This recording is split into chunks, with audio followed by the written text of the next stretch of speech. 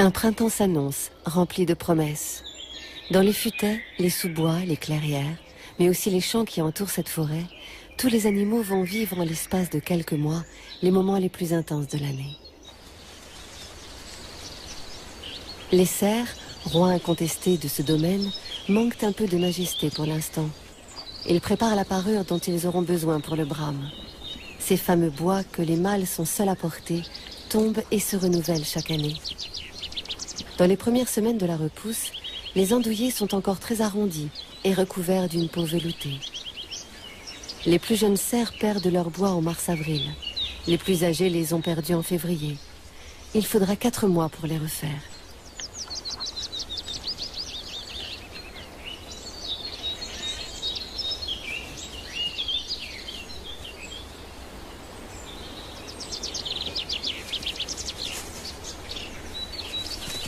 Plus de bois pour s'affronter tête contre tête, il faut donc se battre autrement.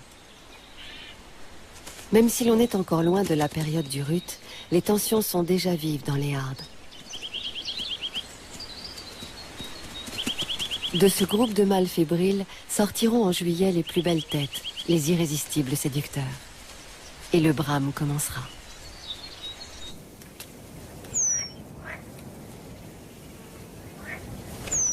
Dans les clairières, les oiseaux sont très affairés ces jours-ci. Ainsi les rémises pendulines, des mésanges assez doués pour l'architecture. Le couple est au travail depuis une dizaine de jours. Laine végétale, graines duveteuses, crin, tous ces matériaux seront intimement tressés pour obtenir cette escarcelle d'une quinzaine de centimètres de haut.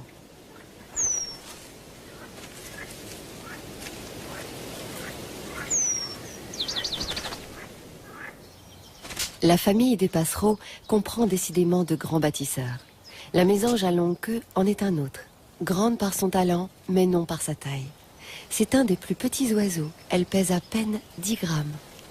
Elle cale toujours son nid à la fourche d'une branche, tissage de mousse et de lichen pour l'extérieur, garnissage de plumes pour l'intérieur. Pour parfaire le camouflage, la mésange à longue queue va parfois jusqu'à revêtir la surface de morceaux d'écorce et de toiles d'araignée.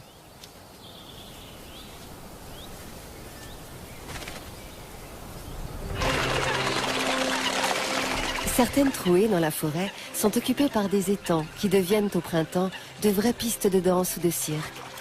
Car avant de confectionner leur nid, les oiseaux aquatiques se font de grandes déclarations d'amour ou de guerre.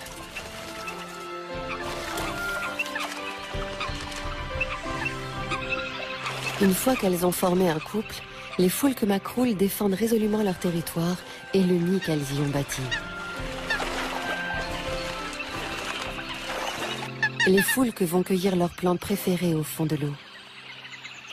Pêche en eau profonde aussi pour les grèbes castagneux. Mais eux, par contre, n'aiment que les larves d'insectes et les mollusques.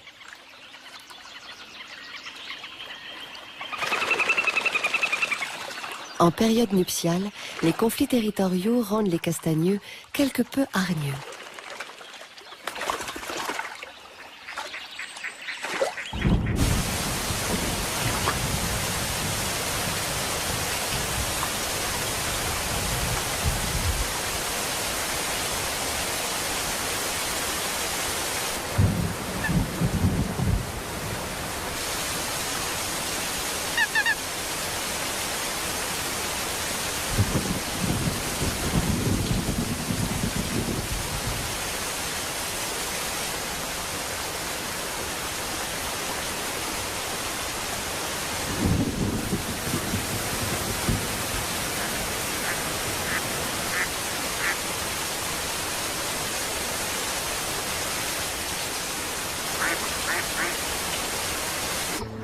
Entrée en scène des rois de la parade, les canards colverts.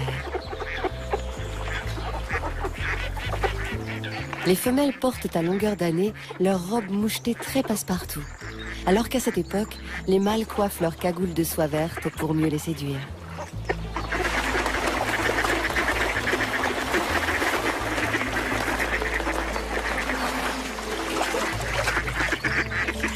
Ce sont les femelles qui incitent les mâles à parader. à seule fin d'observer les performances des concurrents, de les évaluer pour choisir celui qui est censé être le meilleur géniteur.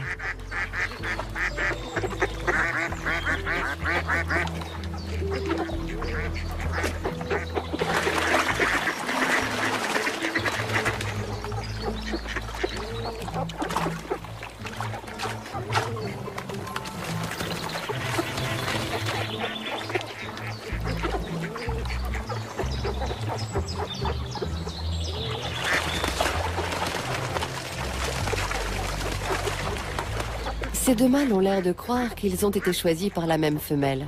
Mais elle, apparemment, ne veut ni de l'un ni de l'autre pour l'instant.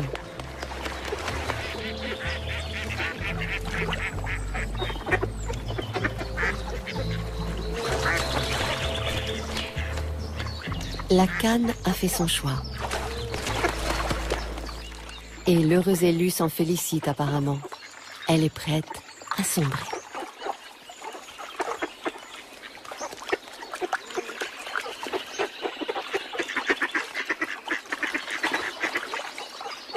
Sitôt l'affaire conclue, le mâle s'efface et la femelle se livre aux ablutions rituelles qui suivent l'accouplement.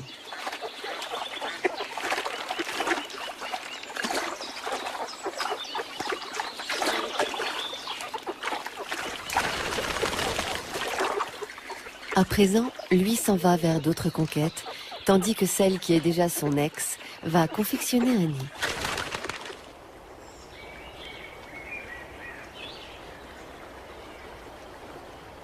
Si les canards colverts s'adonnent à des jeux nautiques compliqués, non loin de là, au-dessus d'une lande située en lisière de forêt, les busards Saint-Martin exécutent un ballet nuptial aérien qui représente une incroyable prouesse. Un mâle revient de la chasse et invite sa partenaire à venir chercher son offrande.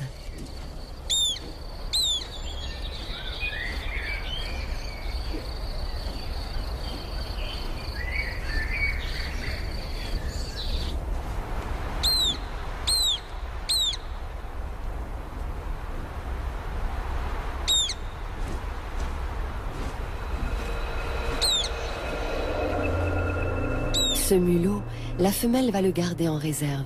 Elle aura besoin de protéines pour mener à bien la ponte et l'incubation.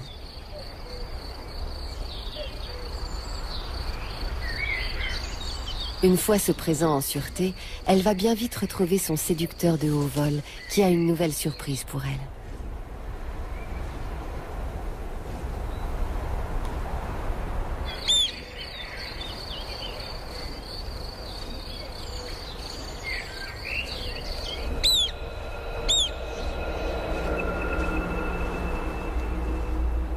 Voilà, le couple de busards a scellé son union par le plus élégant des rituels.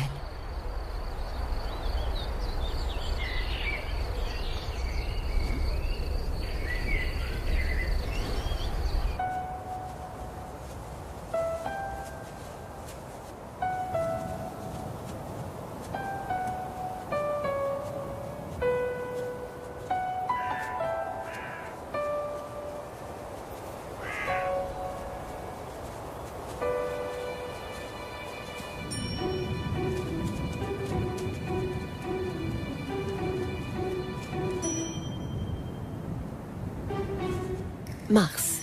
À 2 pas de la forêt, les bouquins courent comme des fous après les hases. En clair, les lièvres mâles poursuivent les femelles en chaleur.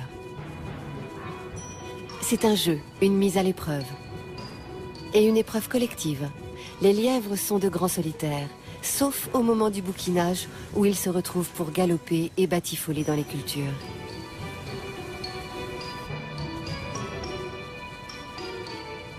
Vient le moment où il faut départager les prétendants. Cela se joue au point.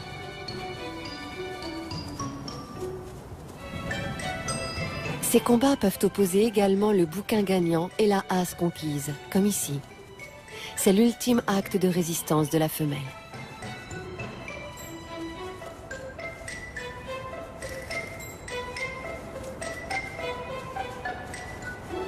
Lorsqu'elle aura cédé, l'hymen sera consommé en 30 secondes dans cet immense lit de verdure.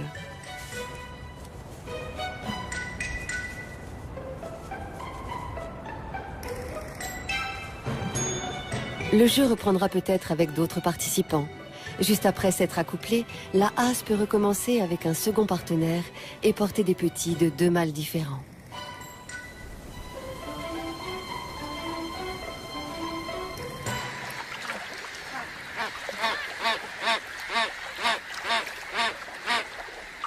Les zones forestières abritent presque toujours plusieurs grands étangs.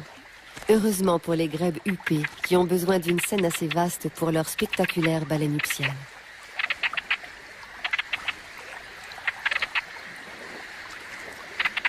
Cette pantomime n'est que le début d'une savante chorégraphie qui se déroule en plusieurs temps et qui doit être coûteuse en énergie.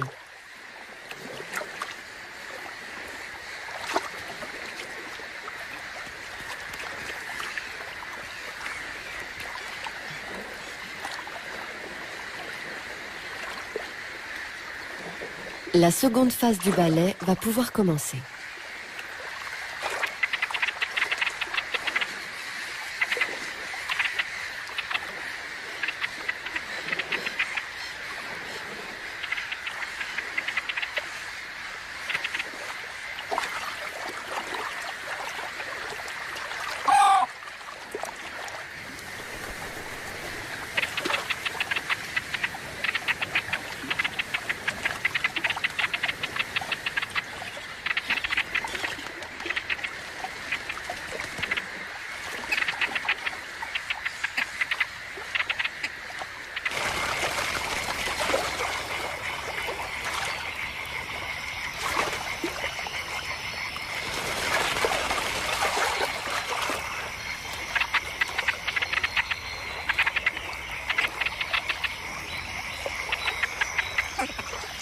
La suite se passe dans les coulisses, et là, il ne s'agit plus de parader, mais de se mettre à l'ouvrage.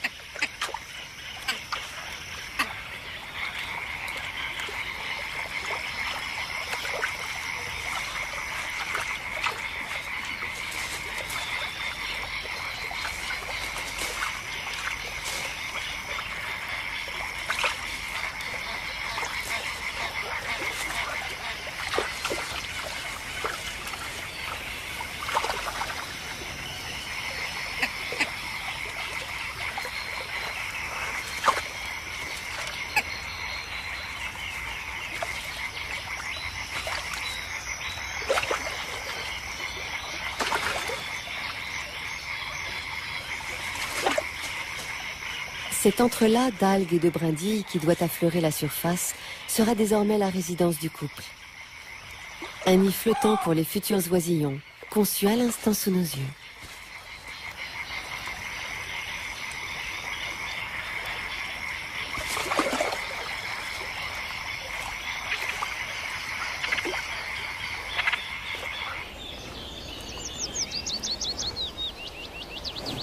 Sur les étangs, comme dans les plaines et au cœur de la forêt, le printemps fait renaître les passions et palpiter la vie.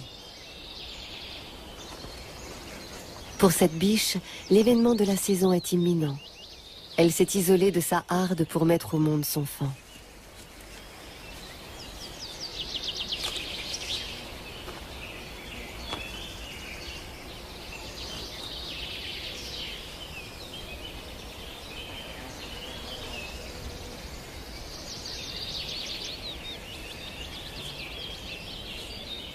Voilà 8 mois qu'elle porte son petit, mais ce n'est que lorsque la douleur du travail devient insupportable qu'elle se couche.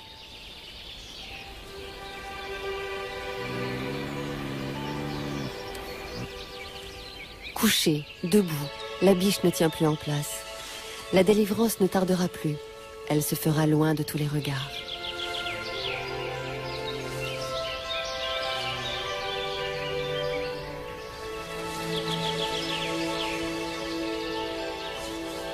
Avant toute chose, la biche mange le placenta. Son odeur risquerait d'attirer les prédateurs. Et puis, il contient des vitamines indispensables après une telle épreuve.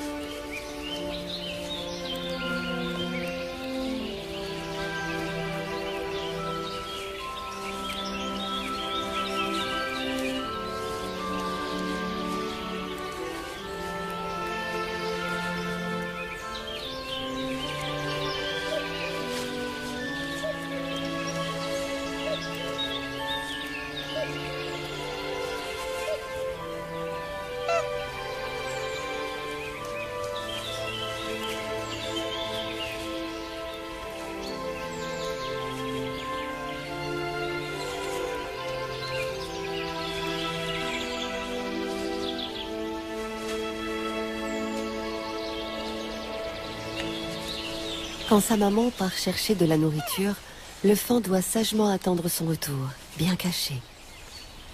Sa robe tachetée est un camouflage parfait dans les sous-bois.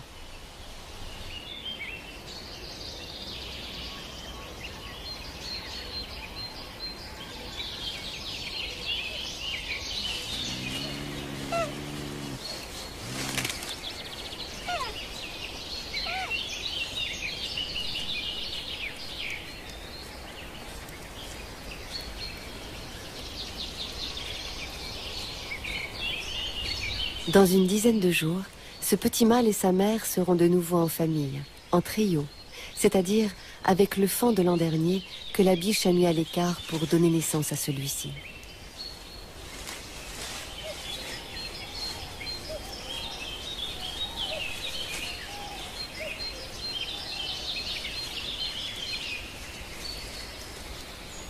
Il boira ce lait bien nourrissant pendant 6 à 8 mois.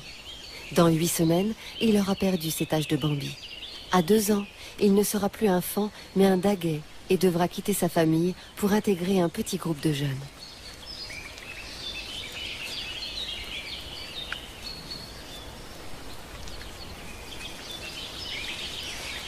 En attendant, il est temps d'aller retrouver la harde.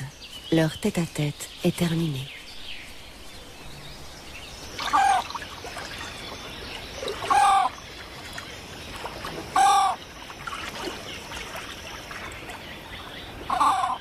Fin mai. 6 semaines se sont écoulées depuis la danse nuptiale des grèbes huppées sur l'étang. Ils ont passé 28 jours à couver à tour de rôle et viennent de voir leur patience récompensée par l'arrivée de 3 oisillons, qui ne se montrent pas pour l'instant. Est-ce le mâle qui est au nid ou la femelle? Difficile à dire, tant les deux sexes se ressemblent. En tout cas, elle et lui se relaieront aussi pour le nourrissage. En attendant le premier poisson qui va leur être apporté, il faut préparer le gosier des petits grèbes, les habituer à déglutir. Cela se fait avec une plume que l'adulte s'arrache pour la leur donner.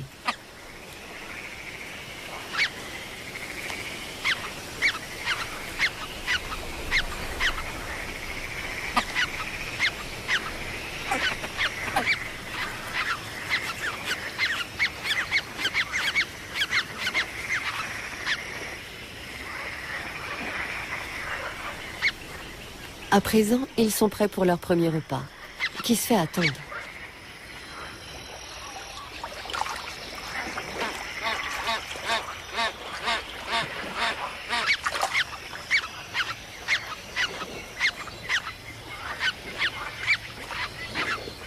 Un peu gros, ce poisson, pour de petits becs encore mal rodés.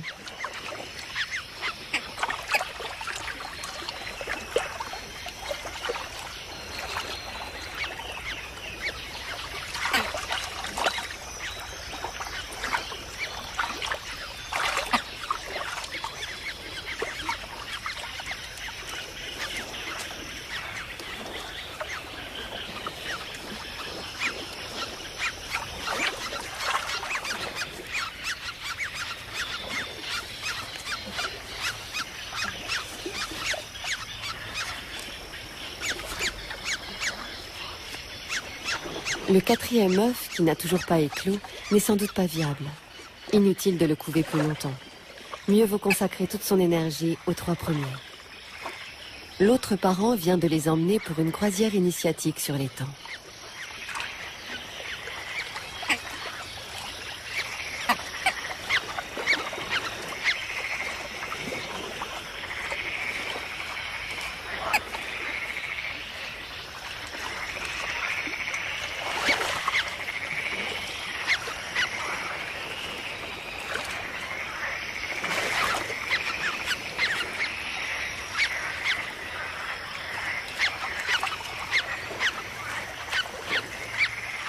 C'est avec le bain d'essai que l'on s'aguerrit. Les parents ne sont pas pressés d'y mettre fin.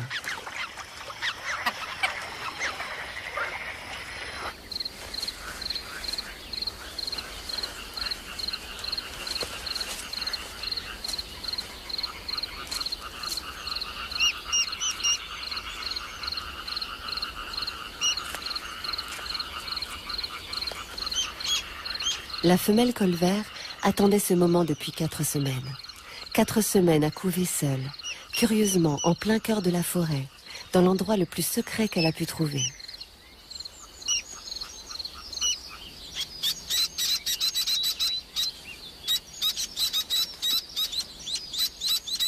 Sa nichée est très réussie. 12 canetons pleins d'allant. Dès qu'ils seront secs, elle les conduira jusqu'à la rivière la plus proche.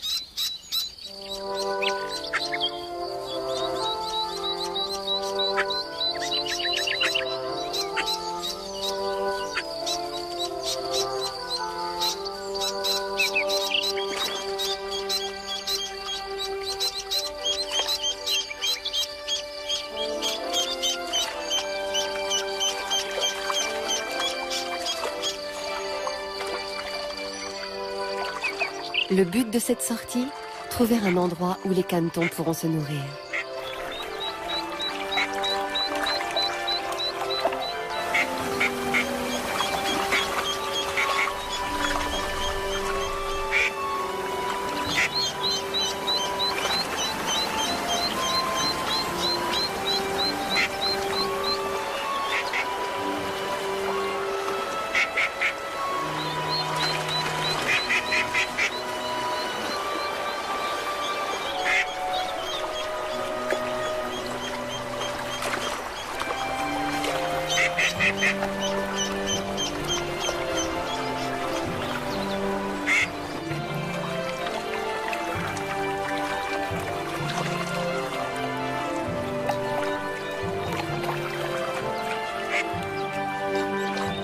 Les voici enfin dans des eaux plus calmes, où ils vont pouvoir se rassasier.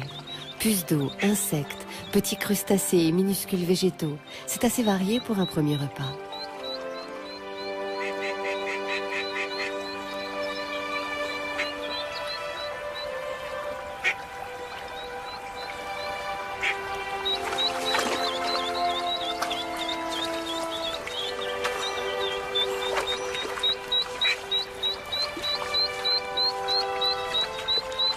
La canne profite de ce que ces canetons sont occupés à manger pour faire sa toilette, secouer ses parasites. Ce qui les laisse perplexes et même un peu inquiets de la voir gesticuler ainsi.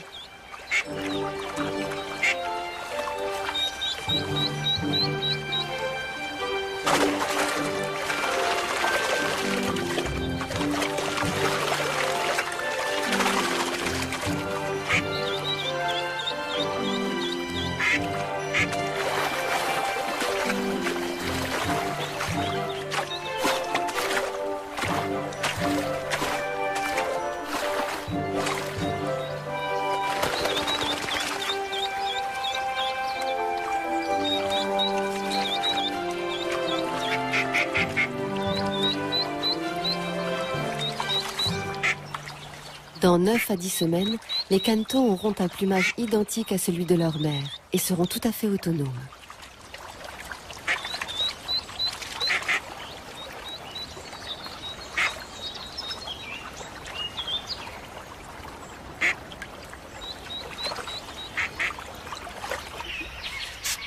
Mi-juin, un peu partout dans les sous-bois et les roselières, la couvaison est finie, les œufs sont éclos, les oisillons réclament. Et les parents triment pour leur apporter à manger. Des insectes pour les petites rousserolles et farvates.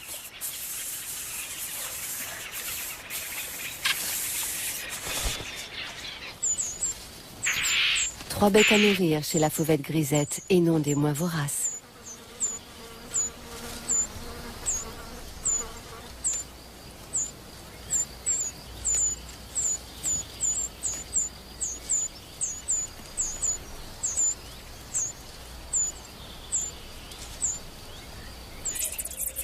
Gageons que les petits chardonnerets seront aussi élégants que leurs parents, quand ils auront été gavés de graines et d'insectes.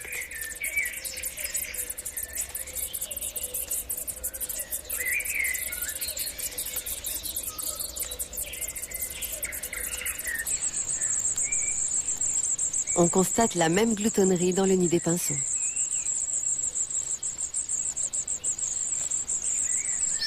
Comme dans celui de la pie grièche.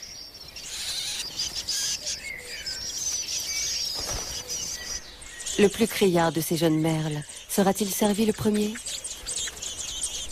Oui, parce que c'est une preuve de vigueur et que l'adulte favorise ses rejetons les plus vigoureux.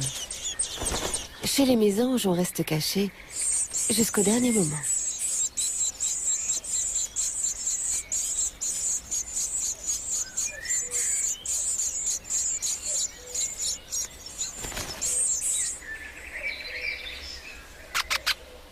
Le pic-et-pêche n'a pas à aller bien loin pour trouver des insectes.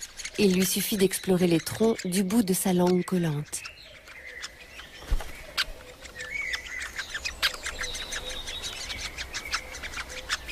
Pour tous ces oiseaux, insectivores ou granivores, le printemps est la saison où l'on s'épuise pour nourrir la génération montante.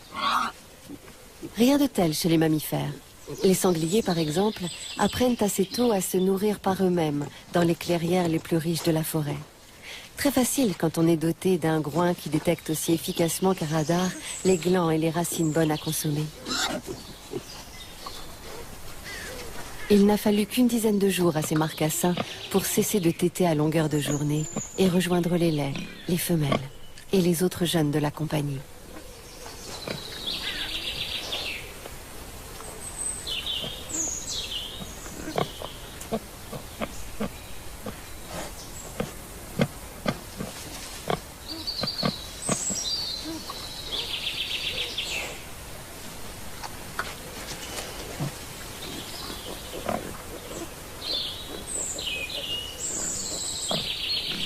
En mai-juin, les sangliers commencent à muer afin d'avoir une toison plus légère pour l'été.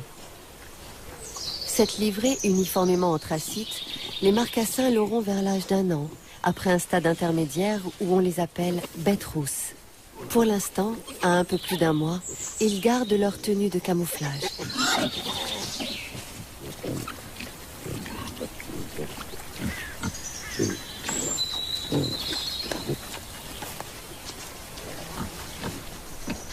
Dans les années fastes, les laits font 2 portées par an. À raison de 6 à 7 marcassins chaque fois, un groupe a tout fait de doubler son effectif.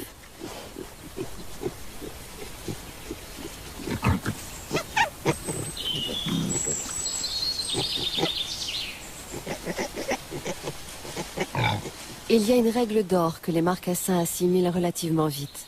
Quand leur mère signale un danger, ils doivent se plaquer au sol ou la suivre sans tarder. Le cerf ne représente pas vraiment un danger pour les sangliers, mais il en impose.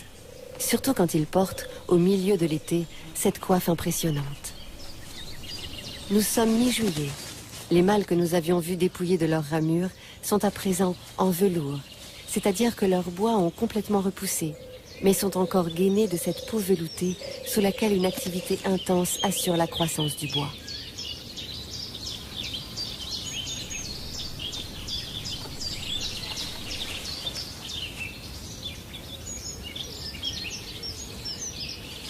Maintenant que chaque individu de la harde a partiellement retrouvé son panache, les hiérarchies se rétablissent.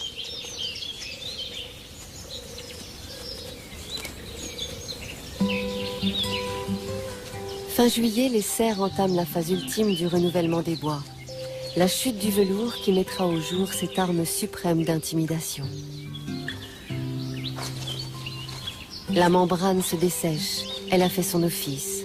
Le cerf cherche à s'en débarrasser. C'est le stade le plus ingrat de cette singulière métamorphose.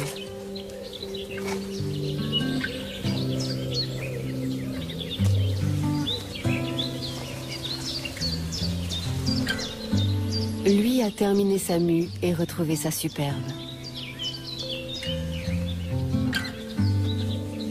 On ne peut pas en dire autant de tous ses compagnons.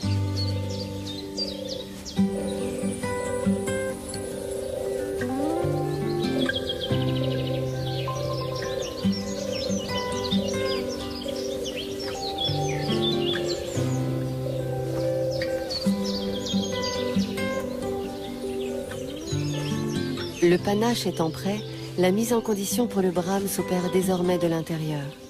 C'est le travail des hormones qui culminera avec la fièvre du rut dans quelques semaines.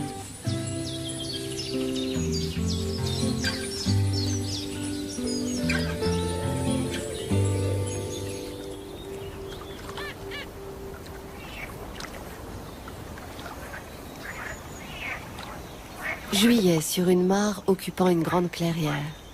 Ils sont arrivés les premiers dans cette symphonie de vers où on les distingue à peine du décor. Par contre, ils se font entendre déjà depuis 2 ou 3 jours. Ces inlassables choristes sont des grenouilles vertes, des mâles en quête d'une partenaire.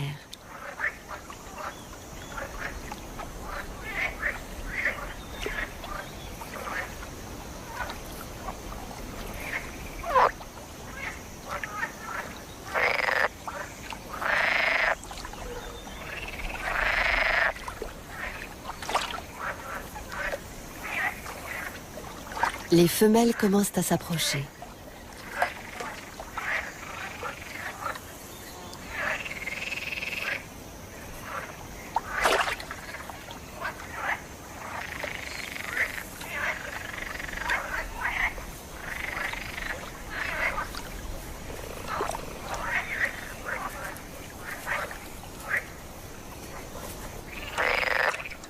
Ces curieux organes qui font penser à des bulles de chewing-gum sont des sacs vocaux. Les mâles les gonflent et les dégonflent, faisant passer l'air dans leur abdomen. C'est ce qui produit leur chant. Et les femelles finissent par se laisser enchanter.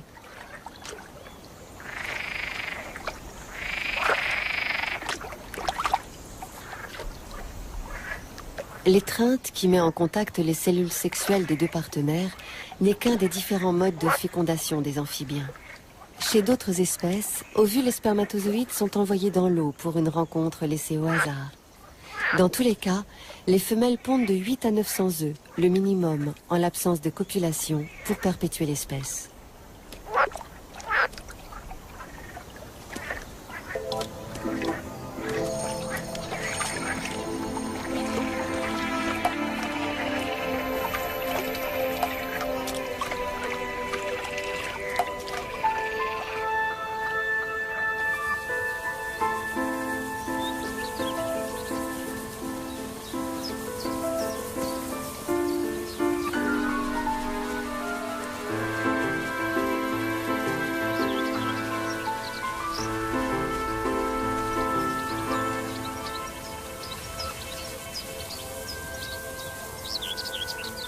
Il y a 3 mois, en avril, ce chevreuil s'est choisi un territoire de quelques dizaines d'hectares en lisière de forêt, qu'il a soin de jalonner aujourd'hui en imprégnant tout ce qu'il peut de son odeur. Ceci est mon domaine.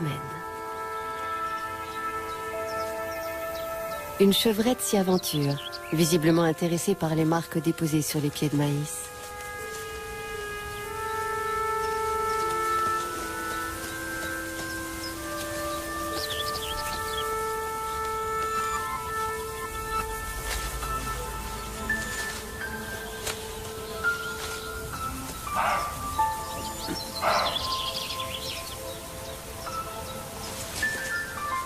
La chevrette ne sera réceptive que pendant 48 heures.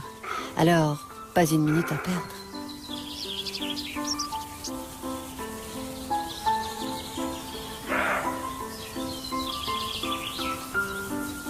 Une singulière manie des chevreuils.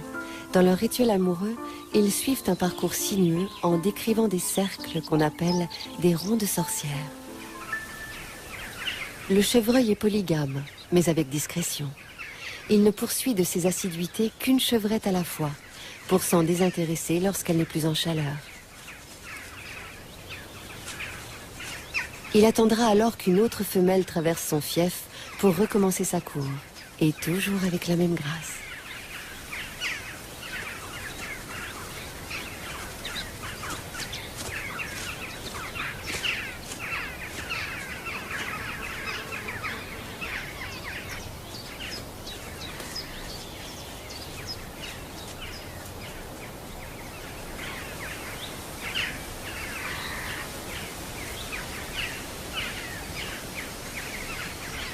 Ces galops dans les champs font partie des rares moments où mâles et femelles sont ensemble. Le reste du temps, la chevrette est seule avec ses faons, ou forme une petite harde avec d'autres femelles et les jeunes de l'année. Quant aux mâles, ils ont des territoires distincts, mais qui peuvent se chevaucher plus ou moins.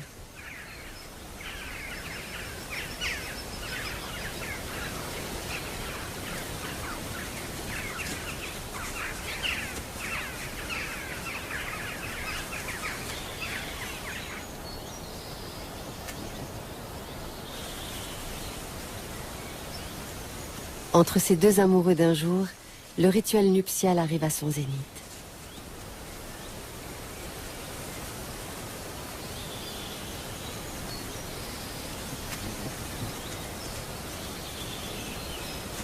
Le mâle repart illico vers d'autres aventures. La chevrette, pour sa part, en a fini pour cette saison.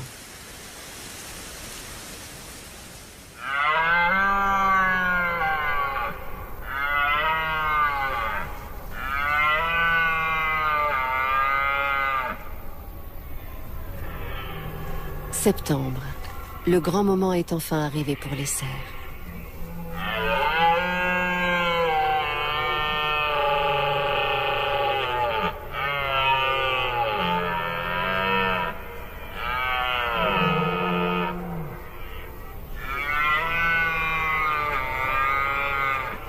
Les cris rauques des mâles annoncent des tensions dans la harde, des rivalités qui se traduiront très concrètement sur le terrain.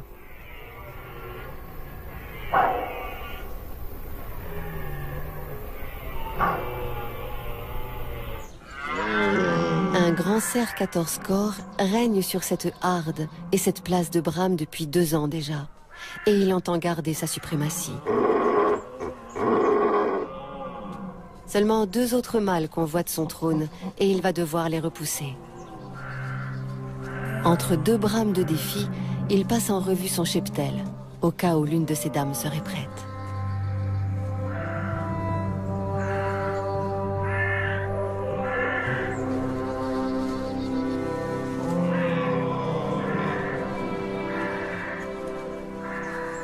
Du crépuscule à l'aube, et même le jour parfois, le manège se répète, pratiquement sans relâche. Le maître de place s'en est allé inspecter les coulisses.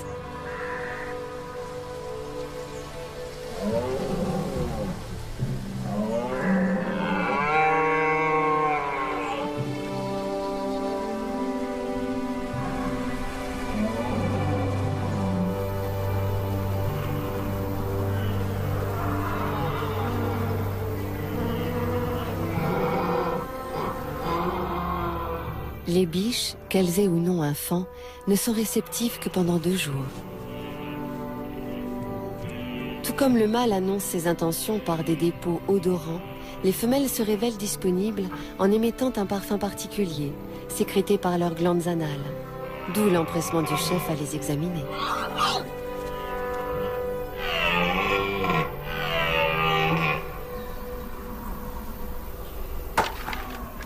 Les 2 rivaux décidés à défier le grand cerf ont cédé à la violence. La tension était trop forte sans doute.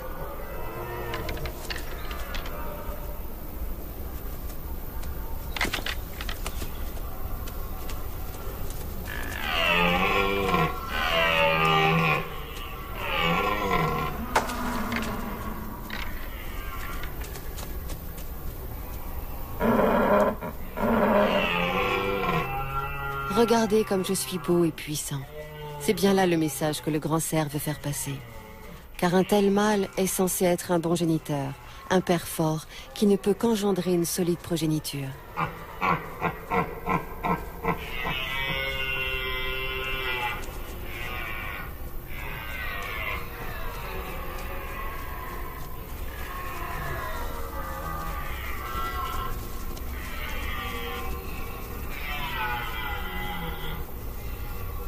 Un énième coup de théâtre.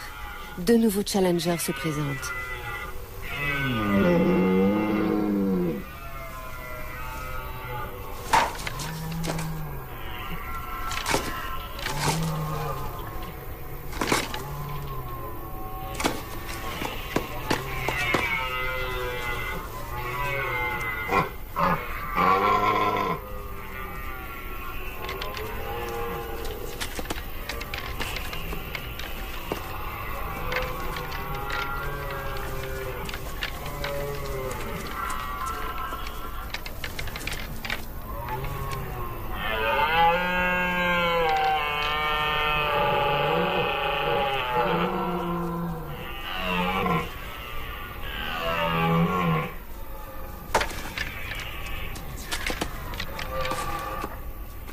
Une fois de plus, Le chef a défendu sa place et renouvelle ses marques pour réaffirmer son droit imprescriptible à féconder toutes les femelles qu'il a sous sa coupe. Tel est l'enjeu de tous ces coups de bluff. Le calme est enfin revenu. Le mâle dominant va pouvoir tranquillement honorer ses femelles. Les maîtres de place, comme leurs adversaires, arrivent au bout de l'épreuve du brame. Épuisés par toutes ces tensions, ils auront perdu un quart de leur poids. Certains pour avoir pu transmettre leur gène, d'autres pour rien. Après ces quelques mois d'effervescence, après les derniers cris, toute la faune des bois et de leurs alentours retrouvera la quiétude et la réserve imposée par l'hiver. Pour l'instant, c'est l'automne qui lentement reprend ses droits sur la forêt.